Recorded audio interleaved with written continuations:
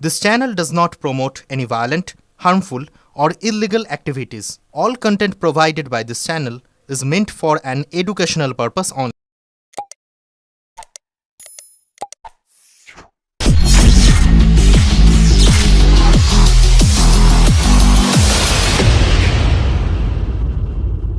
চন্দননগর কমিশনারেটের গোয়েন্দা বিভাগ ও উত্তরপাড়া থানার যৌথ অভিযানে হুগলি উত্তরপাড়া থানার হিন্দ মোটর কাশারিপাড়া লেন এলাকার সঞ্জয় মজুমদার ওরফে বাপি বাড়ি থেকে নগদ টাকা সহ সোনার গহনা উদ্ধার।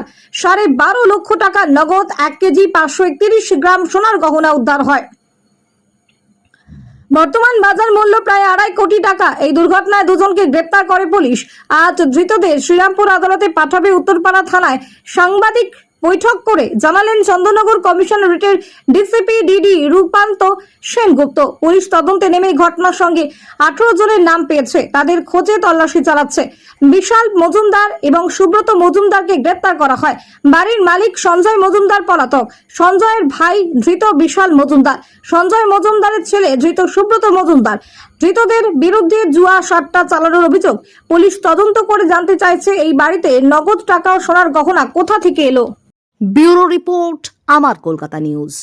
রাত্রে সূত্র মারফত খবর পেয়ে আমাদের চন্দননগর পুলিশ কমিশনারেটের ডিটেকটিভ ডিপার্টমেন্টের টিম উত্তরপাড়া থানার সহযোগিতায় হিন্দ মোটরে সঞ্জয় মজুমদার, যার ডাকনাম বাপি, ওনার বাড়িতে একটা রেড করে। রেড করার পরে ওখানে দুজন ব্যক্তিকে পাওয়া যায়, বিশাল মজুমদার এবং সুব্রত মজুমদার, যারা ঘটনাচক্রে ওই বাড়ির যিনি মালিক তার ছেলে এবং ভাই হন। তার সাথে প্রায় 12.5 লক্ষ টাকার ক্যাশ, 1 কেজি 531 গ্রামের মতো সোনার অলংকার, যার দাম প্রায় 2.5 কোটি টাকা উদ্ধার হয়। তার সাথে ওখানে সাট্টা বা গ্যাম্বলিং এর যে একটা কর্মকাণ্ড চলতো, তারও কিছু প্রমাণ পাওয়া যায়। সেই মতো এই দুজন ব্যক্তিকে কালকে অ্যারেস্ট করা হয়। অ্যারেস্ট করে উত্তরপাড়া থানা তাদের বিরুদ্ধে 279/26 এই কেসটি রুজু করে। আমরা এই কেসটি মূলত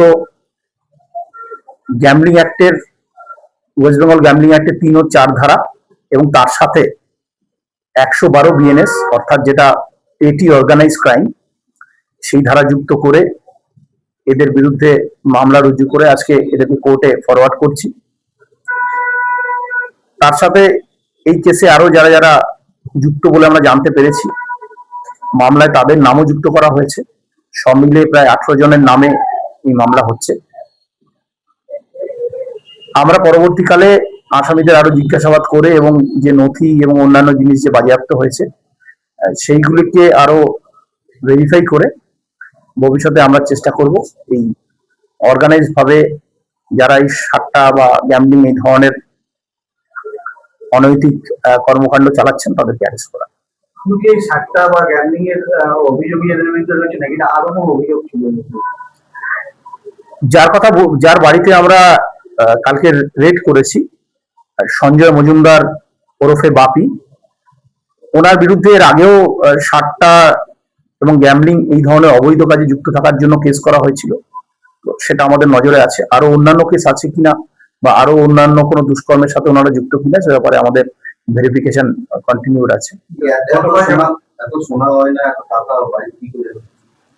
অবশ্যই আমরা এটা জানার চেষ্টা করব আমাদের তদন্ত চলাকালীন, যে তাদের কাছ থেকে যে পরিমাণ সম্পত্তি উদ্ধার হয়েছে, ক্যাশ এবং নগদ টাকা এবং স্বর্ণ অলংকার, এগুলো তারা কিভাবে পেয়েছেন এবং যেভাবে তারা এটা কিনেছেন, যে টাকা দিয়ে কিনেছেন, সেই টাকার উৎস কি আছে, তাদের কিভাবে আয় করেছেন সেটাও জানার চেষ্টা করব। আমরা জানতে পারছিলাম যে গতকাল এই অভিযান চলার সময় তারা প্রতিরোধ গড়ে তোলে বা আপনাদের পুলিশ কর্মীদের বিরুদ্ধে বাড়ি আর কি সাড়ে অবধি ছেড়ে দেওয়া হয় বা সোনা ফেলে দেওয়া হয়, এই ঘটনা কতটা সত্য? দেখুন, প্রত্যেকের বাড়িতে নিজস্ব পোষ্য রাখার অধিকার আছে।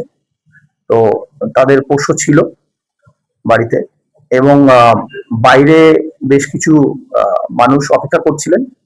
তারা মূলত জানতে চাইছিলেন যে পুলিশ এখানে কি কারণে রেড করছে বা এখানে কি ঘটনা ঘটেছে। তা আমরা পুরো বিষয়টাই খতিয়ে দেখছি। যারা ওখানে উপস্থিত ছিলেন তাদের মনোভাবের মধ্যে মূলত কৌতূহল ছিল না পুলিশকে বাধা দানের ইচ্ছা ছিল, সেটা আমরা খতিয়ে দেখছি। 18 জন আপনি বললেন, 18 জনের নামে আপাতত আমরা 18 জনের নামে অভিযোগ করেছি। 18 জনের আমরা যাদেরকে অ্যারেস্ট করেছি তাদের তাদের জিজ্ঞাসাবাদ করে এবং আমরা যে নথি বাজেয়াপ্ত করেছি এবং অন্যান্য ভাবে আমরা সূত্র মারফত যে নামগুলো জানতে পেরেছি তার ভিত্তিতে আমরা এই অভিযোগ দায়ের করেছি। এনার সাথে এমন শোনা যাচ্ছে যে আন্ডারওয়ার্ল্ড কানেকশন ছিল, একটা টিপার হিসেবে কাজ করতেন এই সঞ্জয় বাবু। এই ঘটনা কতদূর সত্যি? যত আমাদের তদন্ত এগোবে তত আমরা এই ধরনের বিষয়গুলো উপর আরো আলোকপাত করতে পারবো। এই যে ছেলে আর ভাই যেটা বললেন, ওই কি বাড়িতে ভাড়াই দিয়েছিল না এমনি বিয়ের সময়? এটা ওনাদের যে বাড়ির যে কাগজ আছে সেটা আমরা ভেরিফাই করছি। ভেরিফাই করে তখন আমরা এক্সাক্ট তথ্যটা আপনাদের দিতে পারবো যে ওনারশিপ কি ছিল। এই ধরনের যে আপনাদের যে অভিযান, তাদের মুখ্যমন্ত্রী যে ঘোষণা করেছিলেন টোল ফ্রি নাম্বার অনৈতিক কাজ হলে সরাসরি পুলিশকে জানান, সেই সূত্র ধরেই কি অভিযান না আপনাদের সোর্স ইনফরমেশনের মাধ্যমে? নিশ্চয়ই, মানে এটা তো সর্বস্তরের যত আমাদের পুলিশ কর্মচারী আছে সবার প্রতি এটা ইনস্ট্রাকশন দেওয়াই আছে যে অনৈতিক যত কর্মকাণ্ড আছে সেগুলোর প্রতি বিশেষ দৃষ্টি দিতে হবে। তো সে কারণে পুলিশ আরো বেশি সজাগ থাকবে। কতদিন ধরে চলছিল এই কার্যকলাপ কি জানতে পেরেছে? এরা অনেকদিন ধরে এই কার্যকলাপ চালাচ্ছে, বেশ বহু বছর ধরে। এটা এখনো পর্যন্ত জানা গেছে। কিভাবে চালাচ্ছে, কাদের মাধ্যমে চালাচ্ছে, কন্টিনিউয়াস চালিয়ে গেছে না মাঝে মাঝে বন্ধ রেখেছে, সেটা আমরা যত বেশি আরো তদন্ত এগোবে আরো বলতে পারবো। আমরা এটা জানতে পারছি যে বাচ্চু বলে কেউ একজন অ্যারেস্ট হয়েছে, সেই কি এই কেসে অ্যারেস্ট হয়েছে এখনো পর্যন্ত? এই কেসে যারা অ্যারেস্ট হয়েছে আপনি যে নাম বলছেন তার মধ্যে কেউ নেই। এই কেসে দুজন অ্যারেস্ট হয়েছে, একজনের নাম বিশাল মজুমদার, আরেকজনের নাম সুব্রত মজুমদার।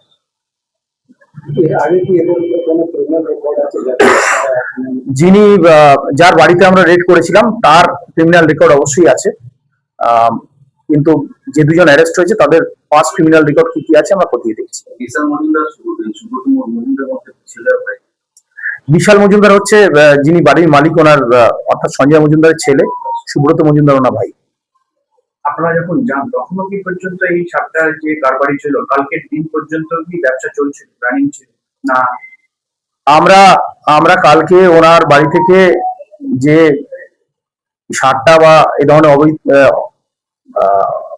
যে ধরনের আমাদের অনৈতিক কাজকর্ম চালানোর যে জন্য যে ইকুইপমেন্ট গুলো দরকার হয়, অন্যান্য নথিপত্র যেগুলো তাদের রাখতে হয়, সেগুলো আমি পেয়েছি।